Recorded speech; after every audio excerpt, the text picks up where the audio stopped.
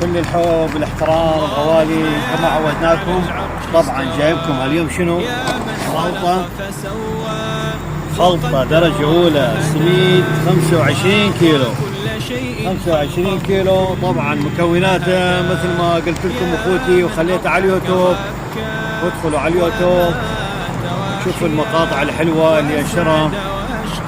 طبعا فتشي درجة أولى خضة اخواني اخوتي. وهذا السميد مو طحين، هذا السميد مو طحين. دائما اني انبه على شغله، هذا السميد مو طحين، السميد مو طحين. اول مرة اقول لكم تعال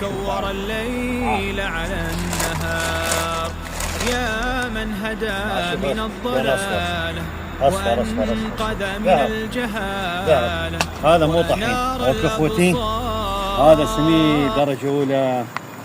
مكوناته سهلة جدا، اريد كل تستفاد اخواني اخوتي. طبعا مكوناته شنو؟ تجيب لك سميد، تجيب لك دهن، تجيب لك شوية شكر، تجيب لك خضرة. تعال.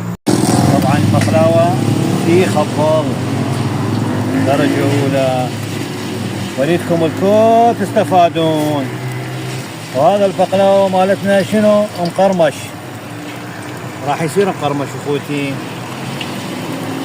تابعوا الفيديو للنهاية واستفادوا،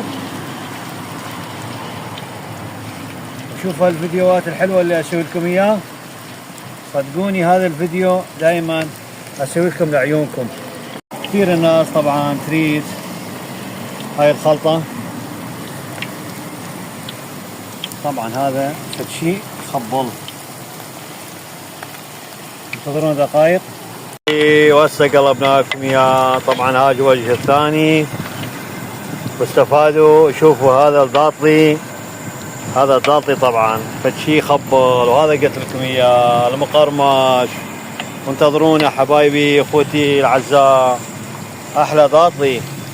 وحياكم الله، يا هلا بكم، اسعد الله اوقاتكم. ما شاء الله تبارك الرحمن، والبخيل ما يصلي على حبيبنا محمد.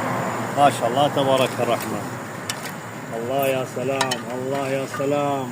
شنو هالبقلاوه؟ شنو هذا؟ شنو هذا ضاطلي؟ يا سلام يا سلام.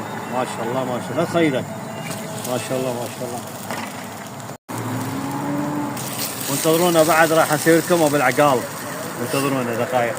هسه راح نسوي لكم طبعا ضاطلي انتم تسموه بالعقال.